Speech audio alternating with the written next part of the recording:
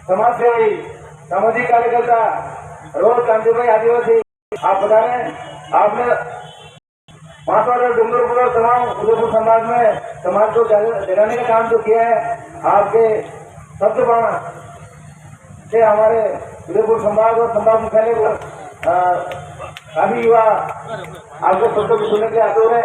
आदरणीय कांतिभाई रोहता, बहुत बहुत धन्यवाद संचालक महोदय। 132वीं बाबा साहब जन्म जयंती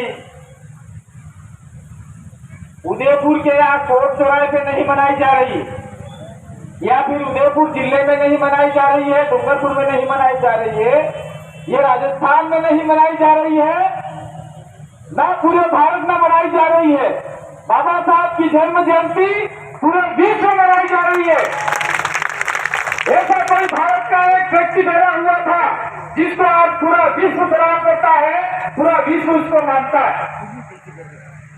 तो इस 132वीं जयंती पे जो बाबा साहब के अनुयायी है, संविधान को मानने वाले हैं, मानवता प्रेम को रखने वाले हैं, जो इस कार्यक्रम में पधारे, उन तमाम साथियों को मेरी ओर से जय भीम, जय जोहार, जय भीम प्रदेश। साथियों, ये मेरा चौथा कार्यक्रम है। मैं सवेरे उठा था, आज ये डूंगरपुर जिला मुख्यालय पे कलेक्ट्री के बाहर कार्यक्रम हुआ, उसके बाद में हम लोग पीछे वाला कार्यक्रम किया।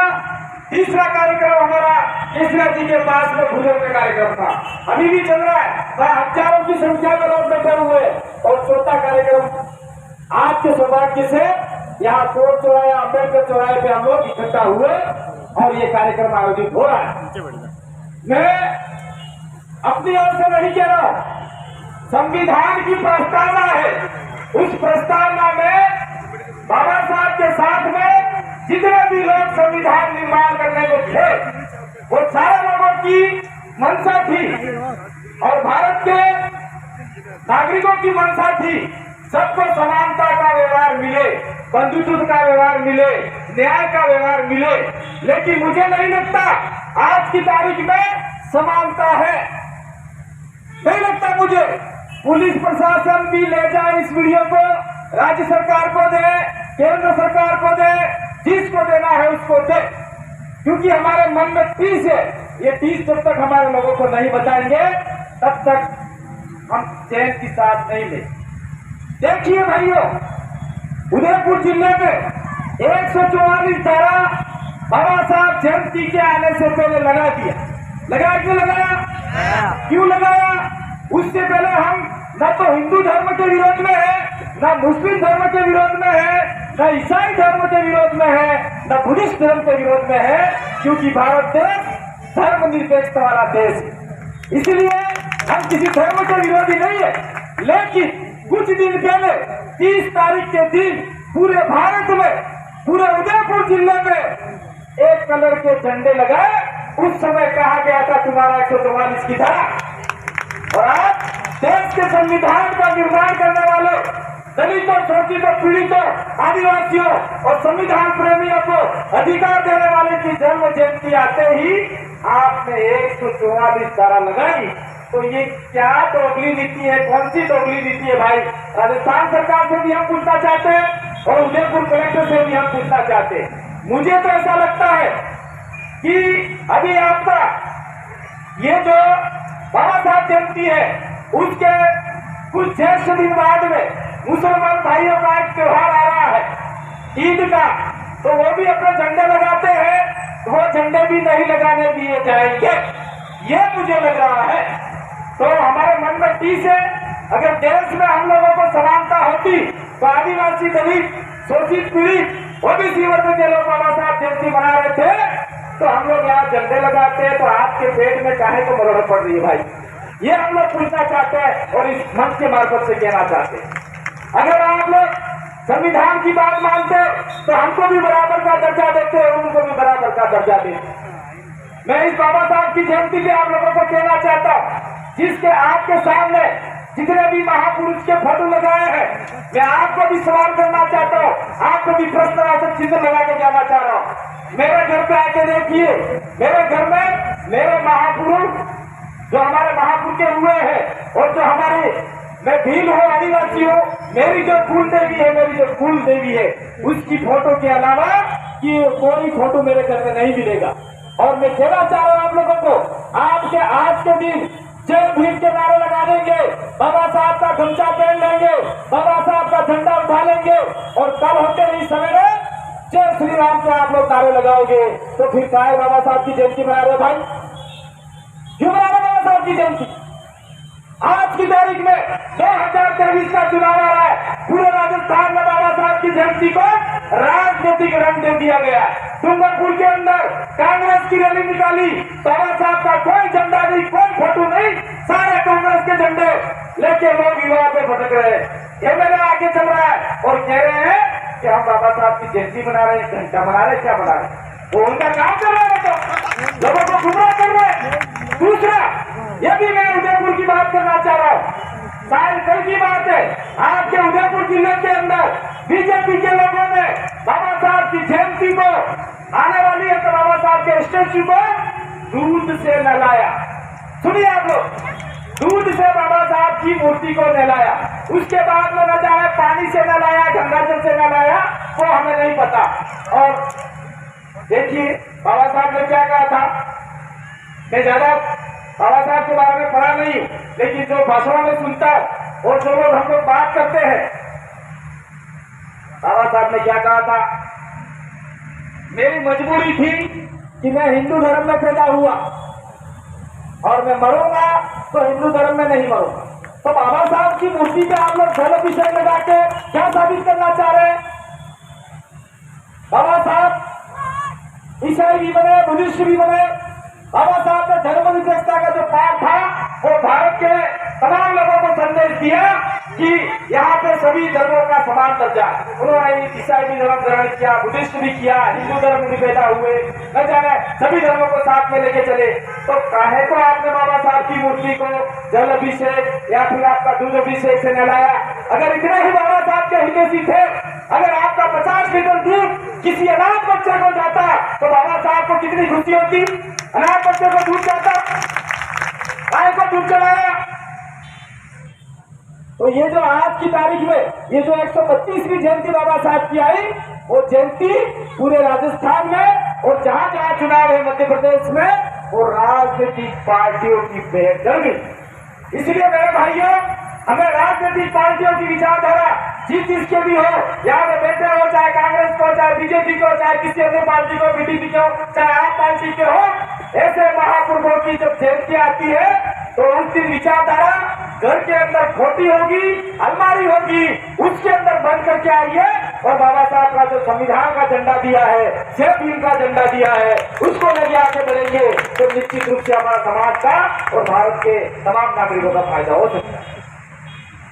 और मैं कहना चाह रहा हूं आप लोगों को, ये भुजल के अंदर कार्यक्रम हो रहा है बाबा साहब की जयंती का, बहुत बड़ा कार्यक्रम, बहुत बड़ा कार्यक्रम है। और वहां पे आपके वहां के सीएम ने कांग्रेस और बीजेपी के दबाव में आकर बोल दिया, कोई नारे नहीं लगाओगे, ये नहीं बोलोगे, वो नहीं बोलोगे, ये नहीं करोगे, वो नहीं करोगे।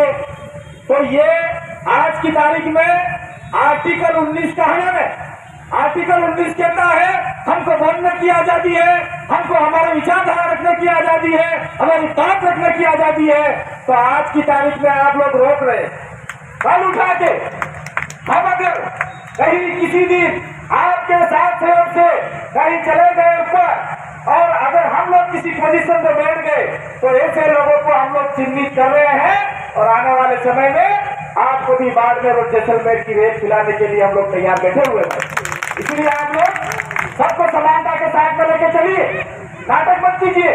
मैं आपके जो यहाँ पे आपका अधिकतम दलित लोग बैठा हुआ है, आदिवासी लोग भी बैठा हुआ है, तो मैं कहना चाह रहा हूँ, मैं हर भाषण में कहता आया हूँ, अभी देख लीजिए आप लोग, राजपूत समाज की मीटिंग हुई उदयपुर के आपका जयपुर के अंदर, उसमें कांग्रेस के लोगों को बुलाया, बीजेपी के लोगों को बुलाया और फिर ईएसडब्ल्यू गैर संवैधानिक तरीके से केंद्र सरकार ने लागू किया।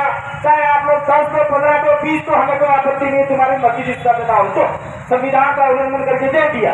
और फिर वहां पर मीटिंग हुई, मीटिंग में राजपूत भाइयों ने फैसला लिया जो भी था बीजेपी के कांग्रेस के जो राजपूत भाई एमएलए एमपी थे, उन्होंने कहा कि हम ऐसा कोई काम नहीं करेंगे जो राजपूत समाज का अहित हो।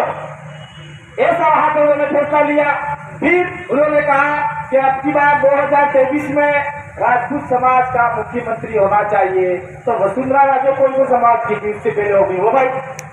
ये भी हमको सोचने वाली बात है। मैं ये बात यहाँ कहना नहीं चाहता था, लेकिन यहाँ आज हमको बोलने का अधिकार बाबा साहब ने दिया। उसके कुछ दिन बाद में देख लीजिए आप लोग, जाट समाज इकट्ठा हुआ राजस्थान का, वो भी कांग्रेस बीजेपी के सारे लोग बुलाए, जो मतलब एमएलए एमपी है उनको बुलाया। फिर उन्होंने वहां पे फैसला लिया कि हम कोई भी जाट समाज के विरोध में हो ऐसा काम नहीं करेंगे, और आने वाले 2023 के चुनावों में अधिकतम जाट समाज के लोग जिताए, और अब की बार राजस्थान का मुख्यमंत्री जाट होना चाहिए। वो फैसला उन्होंने लिया। तो हमारा हमको स्वागत करते, कोई आपत्ति नहीं है हमें, क्योंकि यहाँ पे देश में सबको बोलने की आजादी है, अपनी बात रखने की आजादी है। उसके 2 दिन बाद 3 दिन बाद देखिए आप लोग, 2-3 दिन बाद आपका ब्राह्मण समाज पूरे राजस्थान का इकट्ठा हुआ, और उन्होंने दबाव बनाया मुख्यमंत्री तो ब्राह्मण ही बनेगा। पर बना लो, राजपूत बना लो, जाट बना लो, ब्राह्मण बना लो, कोई आपत्ति नहीं है, जो बनाओ। और फिर देखिए बीजेपी दबाव में आ गई और सतीश पूनिया को हटा के आपके सीपी जोशी को प्रदेश अध्यक्ष बना दिया। वो है ब्राह्मण समाज की एकता। मैं यहाँ पे उदाहरण दे रहा हूँ, वो ब्राह्मण समाज की एकता है। और उसके कुछ दिन बाद में जयपुर के अंदर ST/SC का 2 अप्रैल को महासम्मेलन हुआ। उस महासम्मेलन में वो जिनका पहले हो गया, बड़े बड़े अखबारों में, टीवी में आ गया, और हमारा जैसे 2 अप्रैल को हुआ, और वहां पे मंथन होने के बाद में बात हुई कि भाई अब की बार राजस्थान का मुख्यमंत्री आदिवासी या दलित होना चाहिए। तो आज की तारीख में उसको अखबार में छोटे से शब्दों में छाप दिया। ना तो हमारे साथ में मीडिया है, ना हमारे साथ में अखबार है। इसलिए मैं बहुजन समाज से आह्वान करना चाहता हूँ कि आपके पास में सोशल मीडिया है, इनसे भी बढ़कर उन पे आप लोग अपना अपना प्रचार कीजिए। और बाबा साहब के इस मौके पे हम लोग कोई राजनीतिक बात नहीं करना चाहते, लेकिन बाबा साहब ने कहा था बहुजन समाज का, दलित का, आदिवासी का, ओबीसी का, माइनॉरिटी का अधिकतम आदमी सत्ता के मंदिर में जाने चाहिए। सत्ता का मंदिर कहाँ है? दिल्ली में। सत्ता का मंदिर कहाँ है? जयपुर में। और आज हम क्या कर रहे हैं?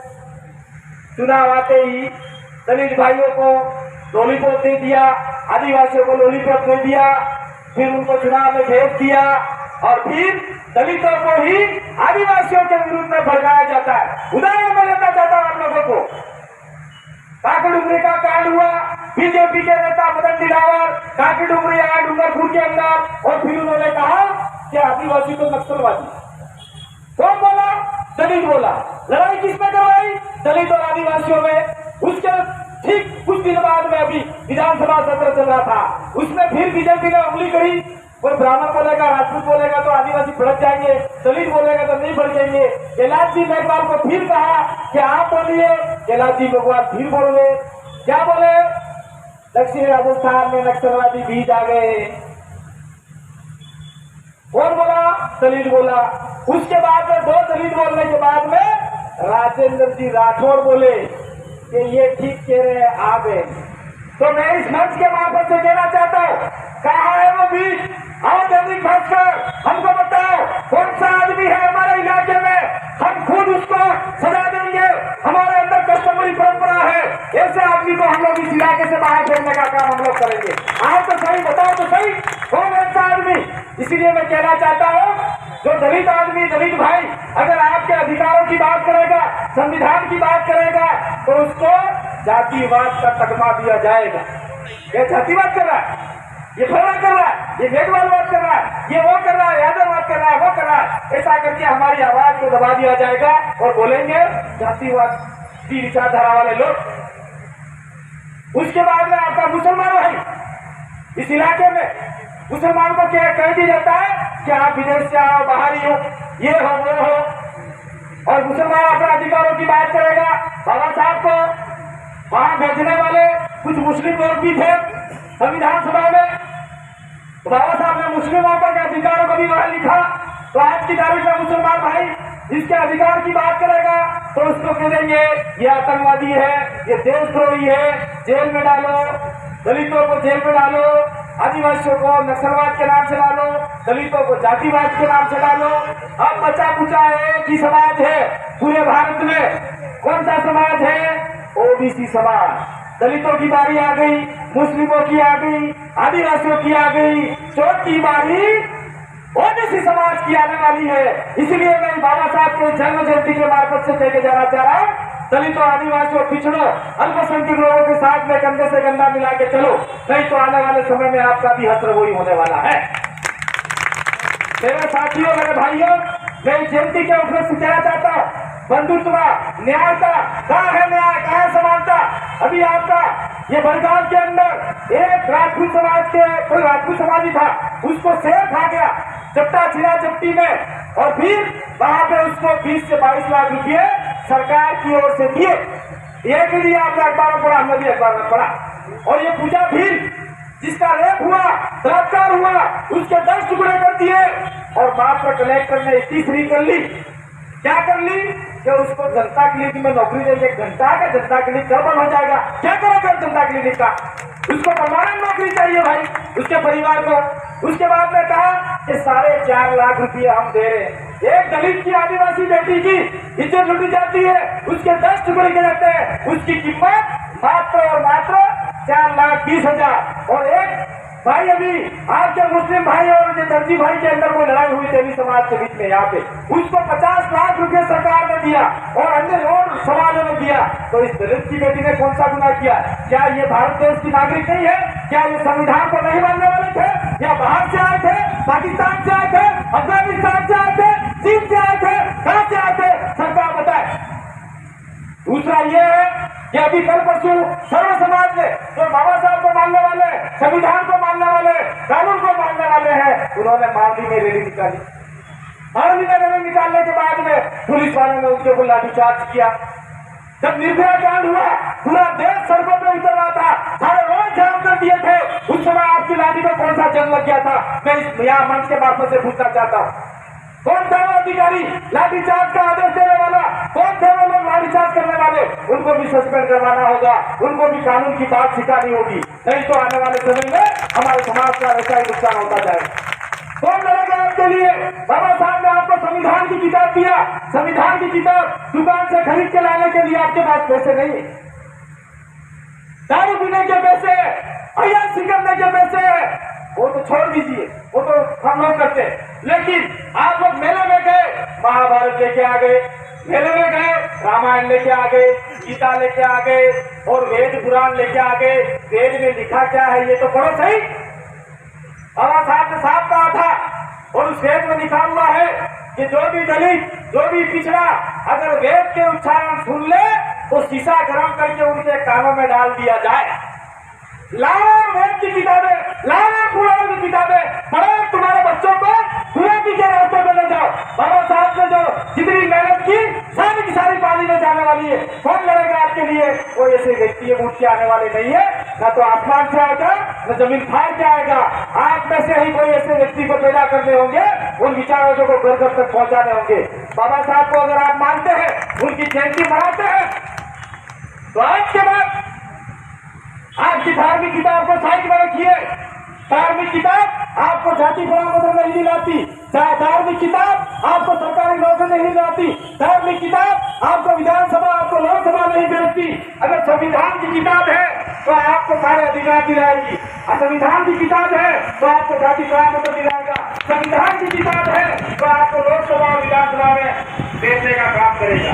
तो आपको तय करना है कौन सी किताब रखनी है, कौन सा महापुरुष रखना है।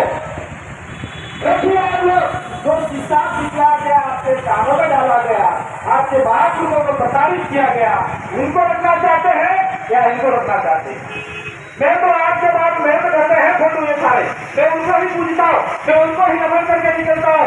मैं कहता हूँ कुदरत से, हे कुदरत, हे कुदरत, अगर मैं कहीं रस्तों में जा रहा हूँ तो मेरी रक्षा करना और मुझे सही सलामत घर में भेजना, ताकि आने वाले समय में मैं मेरे दलित समाज के लिए, आदिवासी समाज के लिए, शोषित पीड़ित वंचित और संविधान को मानने वाले लोगों की रक्षा में लोग करता हूँ, उनकी बात को आगे बढ़ा पाऊँ। ये बात हम करके निकलते हैं और कुदरत और हमारे पुरखों का आशीर्वाद हमारे साथ में रहता है। और मान लीजिए अगर वो सिस्टम है, वो सिस्टम आता नहीं है तो सर बोलना किसी बोल में ठीक नहीं होता है। आप लोग जबरदस्ती वो बोलना आपके नाम में ठीक करने जाओगे तो आपका माथा भरभरा जाएगा। मैं इसी मौके पे कहना चाहता हूँ, आप लोग ये जो धर्म के मानने आते हैं, अभी आपके कोई साधु आया था उदयपुर के अंदर, और बागेश्वर जी महाराज आए थे जो टीवी पे आते हैं और वो आंकड़े बताते हैं और उन्होंने क्या बोला यहाँ पे आके, जो भी सुनने के होंगे उसमें, मेवाड़ के पागलों सबको राम राम, मेवाड़ के पागलों, आप लोग मेवाड़ के पागल लोग हो क्या? मुकदमा भी हुआ उनके ऊपर।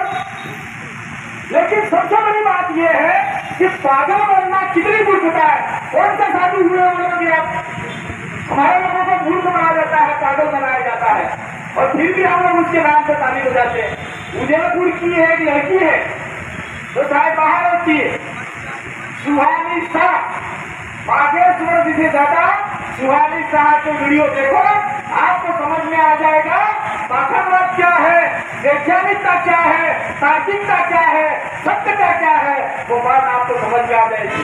उस महाराज पंडित से ज्यादा तो सुहानी शाह ऊपर की लड़की है भाई, उसको फॉलो करो हम लोग, उसको आगे बढ़ाओ। लेकिन पूछना नहीं किसी को, बाबा साहब ने साफ कहा था और आज की तारीख में हम भी कहीं कहीं गलती कर रहे हैं।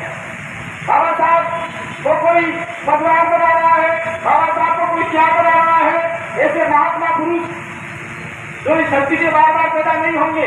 और मैं बहुजन समाज, दलित समाज, आदिवासी समाज, ओबीसी और जो भी संविधान से मिली है, उनसे कहना चाहता हूँ कि देश भर के अंदर आप देख लीजिए, हम किसी दूसरे की बात नहीं करेंगे, किसी की मूर्ति टूटती है, टूटती नहीं, पहली बात, किसी की मूर्ति टूटती नहीं।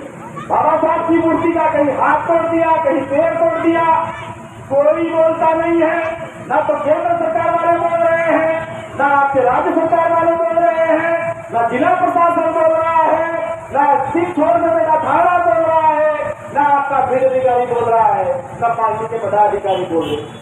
कुछ लोग बाबा साहब को मानने वाले हैं, वही आवाज उठाते हैं। तो क्या ये देश भर में मूर्तियां तोड़ी जा रही है, बाबा साहब की तोड़ी जा रही है, बिरसा मुंडा जी की तोड़ी जा रही है, ये सारी मूर्तियां अभी तक तोड़ी जा रही है, कोई बोल क्यों नहीं रहा? समझते बोले हम लोग भी मानवता प्रेमी, संविधान प्रेमी, हम भी किसी के साथ में दूसरा अत्याचार होता है हमारे यहाँ पे कलेजा फटता है, चाहे वो ब्राह्मण समाज का हो, चाहे राजपूत समाज का हो, चाहे आपका जैन समाज का हो, चाहे मुस्लिम समाज का हो, कौन सा आदिवासी, कौन सा दलित उनके साथ में खड़ा नहीं हुआ। अधिकतम हमारे लोग ही खड़े होते हैं। और देख लीजिए आप लोग, और हमारे साथ में कुछ होता है कि किसका हुआ, ये तो भीलों का हुआ, मरने तो सालों को ऐसा करके कोई आता नहीं है। किसका हुआ, दलितों का हुआ, मरने तो नहीं आते हमारे साथ में। वो लोग ऐसी थिंकिंग रखते हैं, लेकिन बाबा साहब के नक्शे कदम पर चलने वाले, और हम लोग आदिवासी लोग हैं। महात्मा गांधी ने भी आदिवासी को सीखा था सत्य और अहिंसा का मार्ग अपनाना चाहिए। आदिवासियों ने पूरे देश में किसी के ऊपर घोषणा पहचान नहीं किया, नहीं किसी के ऊपर आक्रमण किया, और दलितों ने भी नहीं किया। ये दो ही ऐसी कौम है तो सबके साथ, सबको साथ में लेके चल रही है। लेकिन आज की तारीख में उल्टा हो रहा है, आज दो ही कौम को मारा जा रहा है, दो ही कौम के अधिकारों को छीना जा रहा है। लेकिन हमारे आपके वोट से भेजे हुए दिल्ली में लोग, आपके वोट से भेजे हुए जयपुर में लोग कत्तई यार के बारे में नहीं बोलते। मेघवाल जी को देख लीजिए, वो हमारा मेघवाल मारा गया, इंद्र मेघवाल, ये भी लड़की मारी गई, ऐसे ऐसे बहुत सारे लोग मारे गए, गोली से उतारे गए। इवन यहाँ के कोई पुलिस भाई बैठे हुए, कोई पुलिस में था, कोई फौज में था, शादी करने के लिए आया था, उसको भी गोली से उतारा गया। उन्होंने पुलिस प्रोटेस्ट लेके आपका बिदौरा निकाला। तो तब हमारे दलित के जो एमपी भेजे हुए हैं या फिर आपके एमएलए भेजे हुए हैं, वो हमारे बारे में क्यों नहीं बोलते? ये आज इस जयंती के ऊपर प्रश्नवाचक चिन्ह आपके ऊपर छोड़ के जा रहे। आप लोगों को समझना है क्या उनको बुलवाना है या गुलामी की जंजीरों में ही रखना है? अगर वो आदमी गुलाम रहेगा तो हमारा समाज गुलामी की ओर जाएगा। इसलिए बाबा साहब ने कहा था गुलामी की जंजीर तोड़िए और आप लोग संविधान को लेकर आगे बढ़िए। इसलिए हम लोग आज इस मौके पे कहना चाहते हैं कि जो हमारा समाज का गुलाम नेता है उसको आप लोग आउट करो। आने वाले समय में अगर समाज की भावी पीढ़ी को बचाना चाहते हो तो अगर जो समाज के बीच में से समाज की बात करने वाला राजपूत समाज, ब्राह्मण समाज, जाट समाज के नेता उनके समाज के विरोध में काम नहीं करते, ठीक उसी प्रकार से 2023 में ऐसा नेता को आप लोग चुनिए दलितों में से कि जो दलितों के विरोध में कभी नहीं जाएगा और दलितों की आवाज विधानसभा और लोकसभा में उठाए। ऐसे व्यक्ति को आप लोग भेजेंगे तो निश्चित रूप से हमारे समाज का उद्धार हो सकता है। और हमने तो ठान लिया है, ये जो आपका आदिवासी इलाका है ये उदयपुर खाली शहर अनुसूचित क्षेत्र से बाहर है, बाकी का सारा थोड़ा आगे निकलते ही 5वीं अनुसूची का इलाका लगता है। उसमें हमने सोच लिया है 17 सीटें आदिवासियों की रिजर्व है। तो मैं दलित भाइयों से, ओबीसी भाइयों से, संविधान प्रेमियों से कहना चाहता हूँ कि आपने बारी बारी से उन लोगों को वोट दिया। एक बार ये विचारधारा वाले, बाबा साहब की विचारधारा वाले, बिरसा मुंडा, जयपाल सिंह मुंडा, इन महापुरुषों की विचारधारा वालों को आपका समाज 5%, 2% जो भी रहता है उनकी गुलामी छोड़कर आजादी की ओर जो लोग जा रहे हैं उनका साथ देने के लिए आप लोग यहाँ से ऐसा संदेश भेजेंगे आने वाले समय में। तो निश्चित रूप से अगर वहाँ पे हमारे 17 लोग चले गए, आपके दलितों के भी लोग चले गए, हम लोग उधर मिड़ा इलाके में खुद संपत जी बागड़ी बैठे हुए, मिड़ा इलाके में भी कुछ लोग हैं हमारे, 8-15 सीटें बनती है। उस दिन अगर मान लीजिए जीत के जाते हैं कांग्रेस वाले तोड़ते हुए, अगर अपना अलायंस रहा, अपन एक मुट्ठी में रहे, ताकत में रहे, तो कांग्रेस वाले बोलेंगे हमको समर्थन दो, बीजेपी वाले बोलेंगे हमको समर्थन दो, हम देने के लिए तैयार है। लेकिन शर्त इतनी होनी चाहिए कि दलितों के साथ के शोषण, अत्याचार, पीड़ित जो भी हो रहा है वो नहीं होना चाहिए। दलितों का जो मूल अधिकार है बाबा साहब ने संविधान में लिखा है वो इम्प्लीमेंट कराना चाहिए। इसके बाद में आदिवासियों की जल जंगल जमीन की जो लड़ाई है उसको पूर्ण रूप से लागू करवानी होगी। और जो हमारा इलाका आप उदयपुर देख रहे हैं, उदयपुर की स्थापना आज से कुछ समय पहले उदय खराड़ी ने किया था, न कि उदय सिंह ने किया था। फिर उदय खराड़ी ने किया था। हमारे पास एविडेंस है, पिछोला तालाब है, वहाँ पे पछोला गांव नाम था और वहाँ पे खराड़ी गणेश गोत्र के लोग रहते थे और पछोला तालाब बनने के बाद में वो विस्थापित होकर बाहर चले गए। मेरे भाइयों, मैं कहना चाह रहा हूँ ये 5वीं अनुसूची इलाके में नगर पालिका, नगर निगम और यूटीआई अवैध है। और आज सरकार देख लीजिए, ये पास में ही कल रात को भील के घरों को उजाड़ा गया, 10-15 घरों को बेघर कर दिया गया, महिला छाती कूट के रो रही है और ये संविधान का खुला उल्लंघन करके भीलों को मारा जा रहा है। इसका मतलब यह नहीं है क्या इसमें दलित बच जाएगा, इसका मतलब यह नहीं है कि इसमें ओबीसी बच जाएगा, इसका मतलब यह नहीं है ब्राह्मण बच जाएगा, राजपूत बच जाएगा, मुस्लिम बच जाएगा। आने वाले समय में सरकार किसी की नहीं है, सरकार अपनी मनमर्जी चलाती है, वो आने वाले समय में सबको विस्थापित करेगी। ये मात्र और मात्र ये जो 5वीं अनुसूची की लड़ाई है वो आदिवासियों की, दलितों की लड़ाई नहीं है, इस एरिया में रहने वाले तमाम लोगों की लड़ाई है। अगर हम लोग साथ में रहकर चलेंगे तो निश्चित रूप से हमारे इलाके के जितने भी हमें प्रोविजन दे रखे, संविधान में प्रिविलेज दे रखे, वो इम्प्लीमेंट कराने का हम लोग आगे काम करेंगे। साथियों, मैं एक बात और कहकर जाना चाह रहा हूँ, ये उदयपुर जिला है वो भील प्रदेश से बाहर नहीं है, भील प्रदेश से बाहर नहीं है। भील प्रदेश का नक्शा न तो मैंने बनाया, न मेरे बाप ने बनाया, न आपने बनाया, न किसी और ने बनाया। भील प्रदेश का नक्शा 1800 से लेकर आज तक चला आ रहा है और अंग्रेजों के दस्तावेज में भील कंट्री के नाम से था। आज भारत आजाद हो गया, भारत आजाद हो गया, हम भारत देश का सम्मान करते हैं, भारत की एकता अखंडता में विश्वास रखते हैं, संविधान में विश्वास रखते हैं। जिस प्रकार से भारत देश के अंदर जितने भी राज्य बने छोटे-छोटे, ठीक उसी प्रकार से भील प्रदेश बनता है तो ब्राह्मणों को भी आरक्षण मिल सकता है, राजपूतों को भी मिल सकता है, दलित और आदिवासी तो किंग मेकर रहेंगे ही रहेंगे, लेकिन आप लोगों को बहुत बड़ा अधिकार मिल सकता है। हम चाहते हैं आप लोग हमारे साथ में आइए, आप में से कोई मुख्यमंत्री बन सकता है, राज्यपाल बन सकता है। चाहे कोई जयपुर जाना, मध्य प्रदेश के इलाके में हमारे साथ में संख्या में कांवड़ जुड़ा हुआ है, गुजरात के अधिकतम संख्या में लाखों में जुड़ा हुआ है। और इस इलाके को लेके जो हमारे पूर्वों का सपना था, उसको हम लोग ये लड़ाई लड़ रहे हैं। ये लड़ाई मात्र राज्य की नहीं है, भील कोई जाति नहीं है। आपके कुसुम मेघवाल की किताब को पढ़ दीजिए, उसमें लिखा है मार्शल कौन, लड़ाकू कौन, लड़ाई लड़ने वाले सैनिक योद्धा, यही उसका आपको बताया गया है। भील कोई जाति नहीं है, और भील प्रदेश बनने से एक जातिवाद का तगमा नहीं होता। इसीलिए मेरे भाइयों, हम जो लड़ाई लड़ रहे हैं उस लड़ाई में साथ दीजिए। और ये बाकी की लड़ाई देख लीजिए, हम बाबा साहब को मानने वाले हैं, जितने भी महापुरुष बैठे उनको मानने वाले हैं। बाबा साहब ने संविधान लिखा है, और कानून संवाद जो भी हमारे प्रोटेस्ट होंगे, जो भी आंदोलन होगा, पुलिस भाइयों से नहीं भिड़ना है, प्रशासन से नहीं भिड़ना है। अगर उस दिन मैं यहाँ पे नहीं आता कलेक्ट्री के ऊपर, तो उस दिन आपके जो भी साथी थे लाठीचार्ज होने की पूरी गारंटी थी, गारंटी ले ली थी अंदर लाठीचार्ज करने के लिए। मामली से पहले उदयपुर के इस जिला मुख्यालय पर लाठीचार्ज हो जाती, लेकिन जैसे ही हम लोग 1 बजे आए, 1 बजे आने के बाद में व्यवस्थित तरीके से, लोकतांत्रिक तरीके से, संवैधानिक तरीके से, अनुशासित रूप में बिठाया और अंदर गए। तो एसपी साहब ने भी कहा जब का अनुशासन है आपका सैल्यूट करते, ऐसा बोला उन्होंने। तो देखो, इसमें गिरना नहीं है, इनके ऊपर भी इनके अधिकारी का डंडा है, उनके ऊपर भी उनके अधिकारी का डंडा है, फिर उनके ऊपर जयपुर के कमिश्नर का डंडा है, फिर कमिश्नरेट के ऊपर भी नेताओं का डंडा है। तो पावर किसके पास है? नेताओं के पास। तो बाबा साहब ने क्या बोला था? अधिकतम लोग सत्ता के मंदिर में जाना चाहिए, और वो आदमी आपका अगर वहाँ विचारधारा वाला जाता है तो वो डंडा कमिश्नर पे मारेगा, कमिश्नर आईजी के ऊपर मारेगा, आईजी एसपी के ऊपर मारेगा, एसपी थानेदार सीआई के ऊपर मारेंगे, वो रिश्ते फील्ड अधिकारी तक मारेंगे। मैं उदाहरण दे रहा हूँ, पुलिस भाई को नहीं कह रहा हूँ, मैं उदाहरण दे रहा हूँ। तो सत्ता के मंदिर में आपका आदमी भेजना है या दंडे खाने हैं, तो आप जनता को देखो होता कहने वाला। लेकिन बाबा साहब की जो विचारधारा थी वो मैंने बता दी, अधिकतम लोग सत्ता के मंदिर में जाना चाहिए।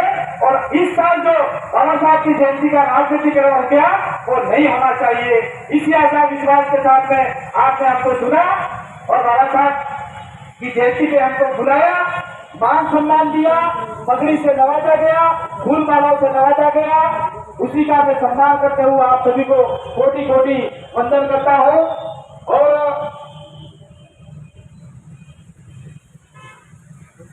ये मैंने बोल दिया।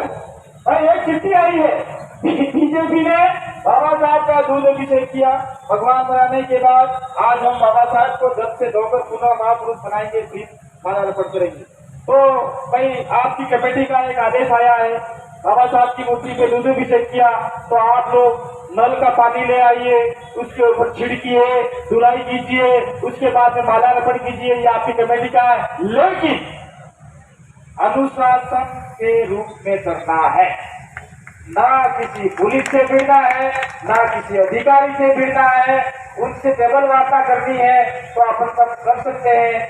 दूसरी बात मैं कहना चाह रहा हूँ, आज की तारीख में इस बाबा साहब की जयंती के ऊपर कह जाना चाह रहा हूँ। आज की तारीख में उदयपुर के अंदर 144 की धारा लगी हुई है, इसीलिए कहा जा रहा है कि झंडे नहीं लगाने हैं। तो ये हमारे जो संविधान निर्माता सदस्य थे, ड्राफ्टिंग कमेटी के अध्यक्ष थे, उनके सामने संविधान का झंडा लगाने के लिए एक पोल रोका गया है। हम आपके कानून, क्योंकि कानूनों ने बनाया, उनके कानूनों का आपके द्वारा आदेशित है, उसका हम लोग सम्मान करते हैं। लेकिन जिस दिन 144 की धारा हटी, आप लोग झंडा लाइए, बाबा साहब के सामने लहराइए। मैं ये कह के जाना चाह रहा आपको, वो रहा सफेद पिल्लर, उसके ऊपर बाबा साहब का झंडा लगेगा।